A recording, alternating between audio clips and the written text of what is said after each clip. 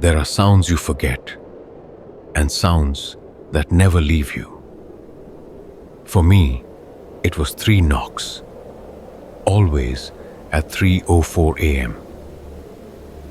I still remember the first night back in our old wooden house.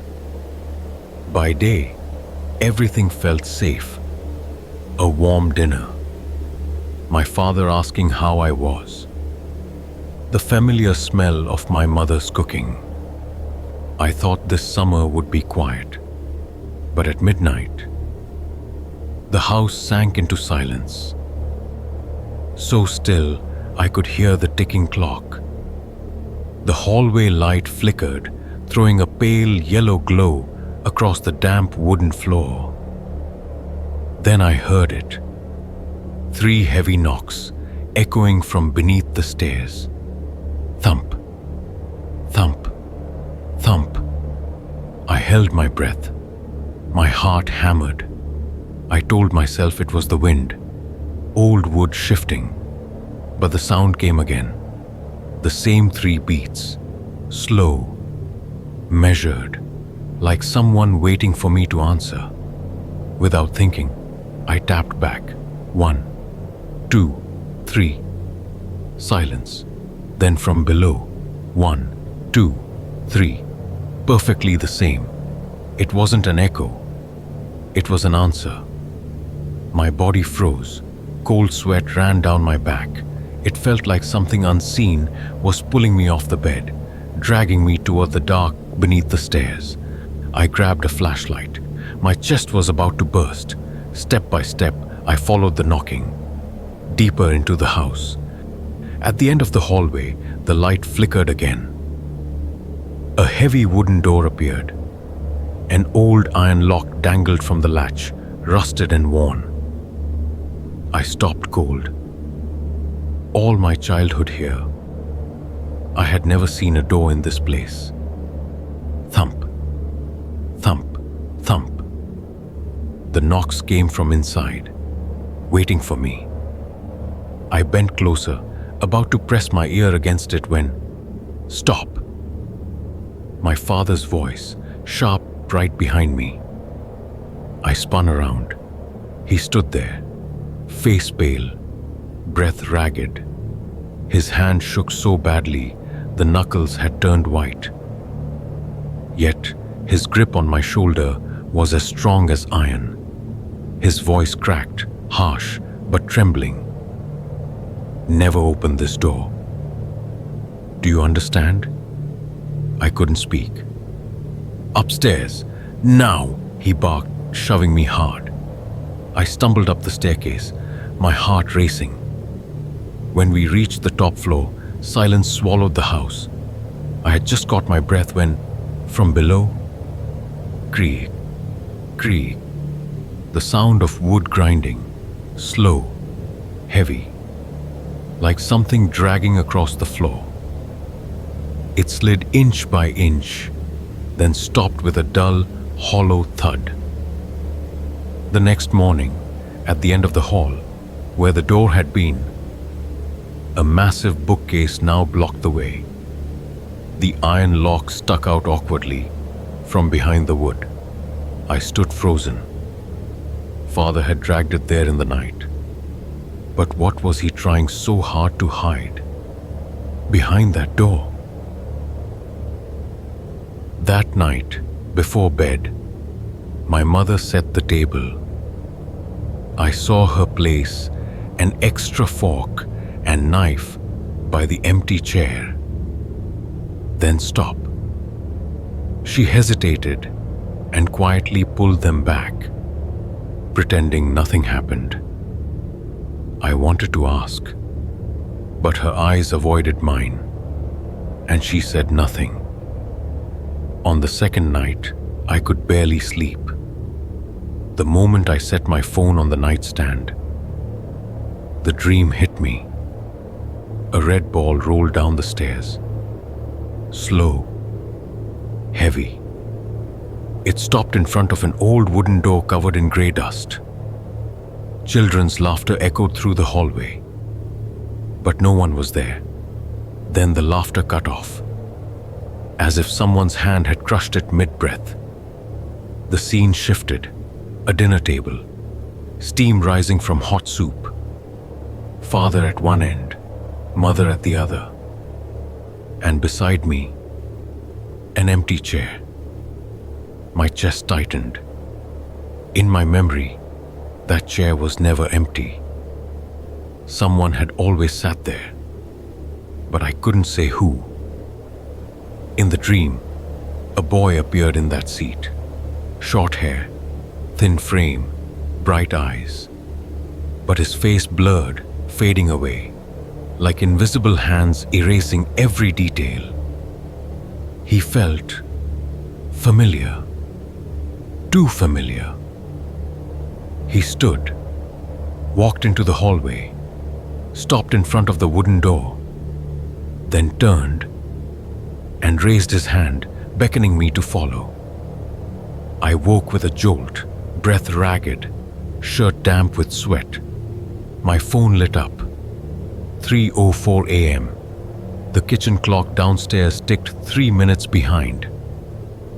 Thump, thump, thump. 3 deep knocks came from the staircase. Slow, steady, exactly like the dream. I froze. The hallway light spilled faintly through the crack under my door. I didn't plan to move, but my legs carried me anyway.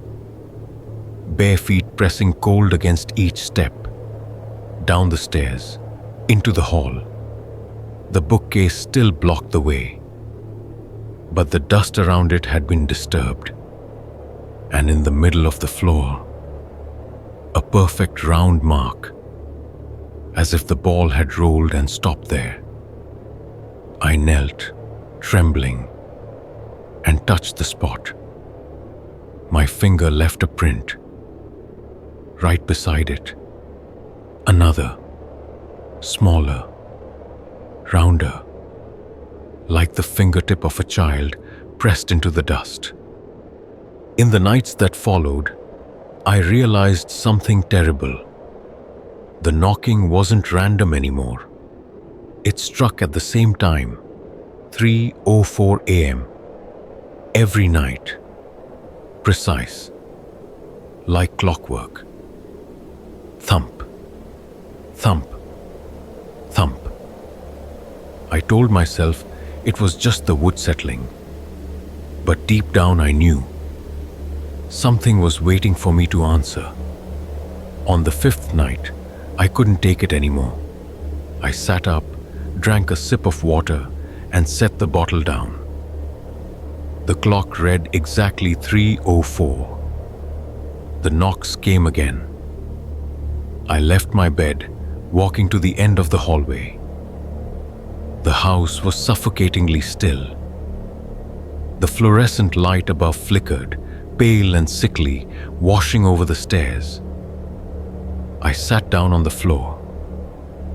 My hand shook as I placed it on the boards. And before I could stop myself, I tapped 3 times. 1, 2, 3. No reply. I leaned closer, holding my breath. That's when I heard it. Not knocks. A long, cold sigh. Right beneath me. Like someone's mouth pressed against the floorboards, exhaling into my ear. My skin crawled. I could feel the breath. A stream of icy air slid through the cracks. Dust lifted into the air. The light above flickered 3 times, then went out. I froze, paralyzed. Then a hand grabbed my shoulder, yanked me back. It was my father. His face pale, sweat dripping down his temples. His eyes locked on the floor, wide with horror. He clutched my wrist so hard, 5 red marks burned into my skin. His voice shook, almost breaking, but still sharp like an order. Don't call it again. Not once more. Do you understand? I couldn't answer. He dragged me to my room, and slammed the door shut. Outside, I heard his ragged breathing in the hall, and beneath it, the steady knocks continued. Thump, thump, thump, never stopping. That night, I didn't sleep, and in the morning, when I saw the marks still burned into my wrist, I understood. Father feared what was behind that door even more than I did. On the fourth night, I dreamed again. So vivid, it felt real. I was in the attic. In the dark, there was a small hollow in the wood.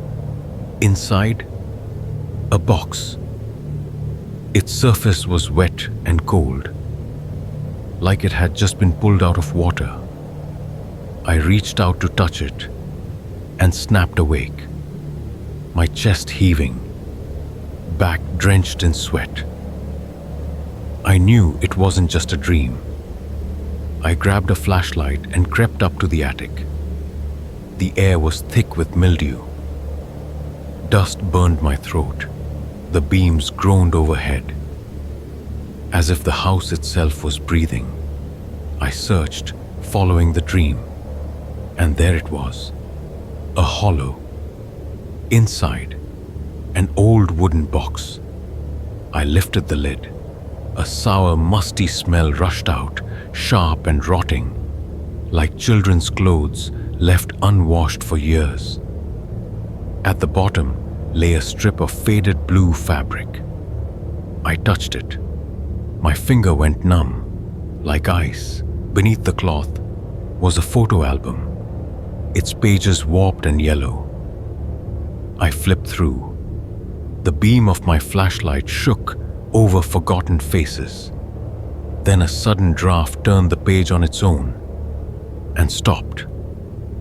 A family photo. My father, my mother, and me as a child. Beside me, a boy. But his face had been clawed away. Shredded white, gouged so deep it was nothing but scars. The picture had been taped back together as if someone ripped it out, then tried to hide the evidence. I stared at the empty space, and in my chest, I still remembered laughter that no picture could hold. My hands trembled. I pulled out my phone, snapped a photo. But on the screen, the boy's face was nothing but a gray blur, like he had never been there at all. I looked at the spot in the photo. Inside my head, I still remembered. The chair that was never empty. The laughter beside me at dinner. But in the picture, the chair sat vacant. No one there. As if someone had erased him from both memory and proof. I was certain I knew his name. It burned at the edge of my tongue. But when I tried to speak, it vanished. My throat closed, my shoulders shook. Tears spilled down my face. My body remembered, but my mind was blank. Fragments of memory crashed back in flashes. The red ball rolling, the empty chair, laughter fading down the hall. Someone had been there. A brother.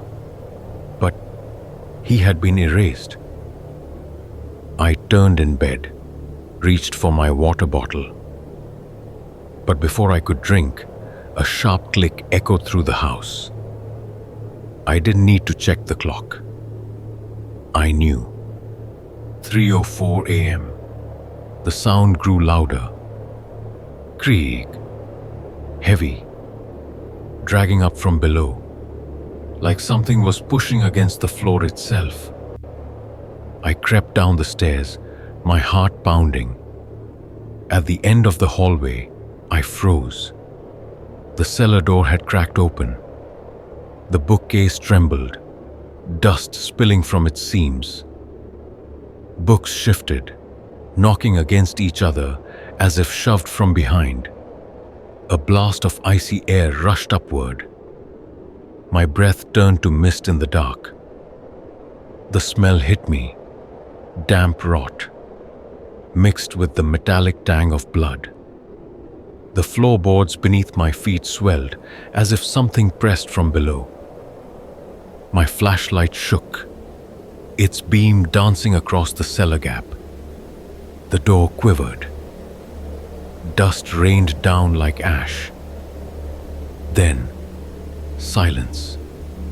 And out of the crack, a finger, thin, trembling, searching. Its nails scraped across the wood with a high, piercing screech. My chest tightened. A second finger slid out, then a third, then the whole hand. Pale, veins bulging blue, nails cracked and blackened. It dragged across the floor, carving 3 long, wet grooves. The same number, always 3. And then, right in front of me, the hand knocked 3 times. Thump, thump, thump. Slow, precise, exactly like every night before. I wanted to back away, but instead, my foot stepped forward, as if something gripped me from the inside, and pulled. My throat closed. No sound escaped. Behind me, footsteps, fast, heavy, running straight at me. My father burst into the hall like a storm, his eyes wild, bloodshot with panic. "No, it's not!" he shouted, voice breaking. He ripped me backward by the shoulders. I stumbled, crashing to the floor, heart hammering. Then he threw himself forward, hands shaking but desperate, shoving the bookcase tight against the cellar door. The house shook with a thunderous slam. He dragged a wooden chair to wedge it shut, and then he covered my eyes with his palm, as if he couldn't bear for me to see what waited behind. His voice cracked, torn between rage and grief. "It's not him! Don't you dare think it's him!" Sweat streamed down his face. His shirt was streaked with dust. But in his eyes was a fear far older than the thing clawing at the door. I stood frozen, chest pounding. On the floor, 3 deep gouges still glistened. Cold, wet, fresh. I pulled my hand back, trembling. In my head, fragments crashed together. A child's laughter, a red ball rolling, an empty chair. Memories I didn't want. Memories I couldn't hold. I didn't understand. I just knew. I had to pull away before it pulled me back. The next night, the sky turned black. Rain hammered the roof. Wind screamed through every crack. The old house shook like it might split. Lights flickered, then everything went dark. The darkness swallowed the house whole. I curled on the bed, heart pounding. I told myself tonight would be like the others. 3 knocks, then silence. But the house fell utterly quiet, as if sound itself had been pulled out. I could hear only my own heartbeat. 1, 2, 3. Thud. It came from below. I bolted upright and ran down the stairs, legs shaking. At the end of the hall, the bookcase rattled, then flew aside. Books crashed to the floor. The cellar door burst open, slamming against the wall. From the dark, a gaunt figure climbed up, its hair soaked, water dripping onto the steps. Skin pale, bruised in blotches. The smell that hit me, at first oddly familiar, like my mother's soup, had gone wrong. Now it was sour, metallic, like old blood. It stopped, lifted its head, looked straight at me. There was something in those eyes, an echo of a memory I no longer owned. Then it spoke. Its voice whoppied, layered, like many whispers at once. "Come with me." And it lunged. A cold hand grabbed my wrist. Pain flared, like frost burning the skin. I screamed and kicked, my knees smashing the stair edge. And then something inside my head unhitched. That touch yanked a memory free from the dark. For a second, I knew. Its grip was the same. The same way my brother once pulled me up when I fell. A memory. Twisted. A thin, horrible squeal cut the air 3 times, matching the knocks that echoed through the house. Its breath came ragged, but always half a beat slower than mine, like a warped mirror. I clawed at the floor in panic. My nails split, blood smearing down the boards. The house roared under the storm. Wind howled, rain pounded.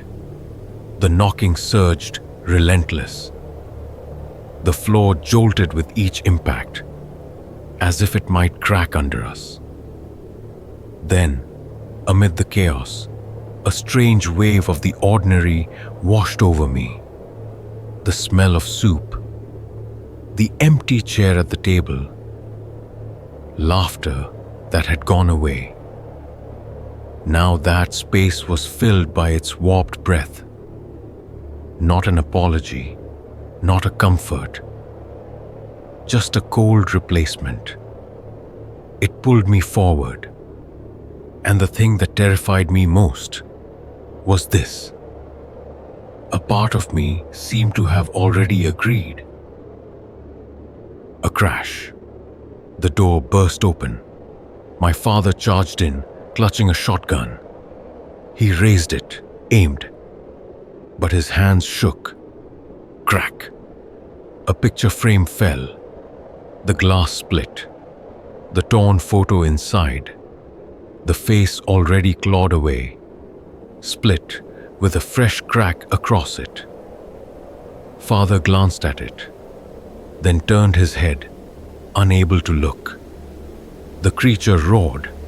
It spun and shrieked, its voice twisted, dozens of whispers screaming at once. Then lunged. The shotgun flew from his grip, slammed against the wall with a metallic clang. The thing grabbed him, hurled him down. The wood groaned under the weight. He struggled, gasping, dragged toward the gaping cellar door. In panic, I dove for the gun. The cold steel bit into my palms. I raised it, aimed, bang! The blast shook me. My shoulder stung, ears ringing. The creature staggered back, shrieking. But it wasn't finished. I racked the pump, sweat slipping off my fingers.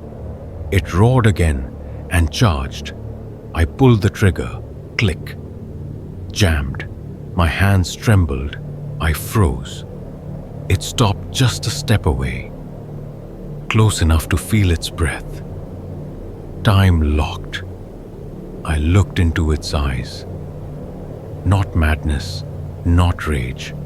Something else. Like it knew me. It stood still. I racked the gun again. Bang! The shot tore into it point blank. Its body jerked, flung backward into the cellar door. My father surged up, blood streaking his face. He screamed, throwing himself at the door. I stumbled after him. Together we shoved the bookcase, the chairs, anything heavy, against it. The thing howled beyond the wood. The sound thinned, faded, and then silence. No wind, No creak of the house, only our ragged breathing. Thump, thump, thump. The knocks boomed from below, so hard the floor shook. The roof groaned. Dust drifted down like rain. The sound swelled through the walls, the floor, the ceiling. Father collapsed into a chair. His hands trembled, the gun slipping from his grip. He pressed his chest as if holding something inside from breaking. His breath came in ragged gasps. Then, in a hoarse whisper, he said, "It won't stop. Not now. Because you heard it." And when his eyes met mine, I saw something in him was already gone. I woke with a start, glanced at the clock. 3:04 a.m. The room was thick with darkness. Only a pale moonbeam slipped through the curtains. Thump, thump, thump. Not from the cellar. Right beneath the bed where I lay. My body froze. My breath caught. The mattress beside me sank. The sheet shifted, then pulled back, as if something was crawling along the edge. I leaned down. In the dust on the floorboards were 3 round marks. And then I saw my own hand. It was tapping. 3 steady knocks, perfectly timed. A cold slid up my wrist, raw, like a touch on skin. I tried to stop. My arm trembled, my wrist spasmed, but my fingers kept tapping. Suddenly, something wrapped around my ankle. Small, cold, tightening, like a child's hand. I flinched. The sheet lifted, once, twice, 3 times. From below, a whisper crawled up, broken, choked. "Come down, with me." The voice was warped, layered, but under the noise, it sounded familiar. Too familiar. I clenched my teeth, eyes fixed on the sheet rising and falling. No face, no shape. Just 3 small lifts of the blanket, and 3 knocks answering back. A cold thought crept in. The scariest part isn't that it calls for me. It's that I'm already waiting.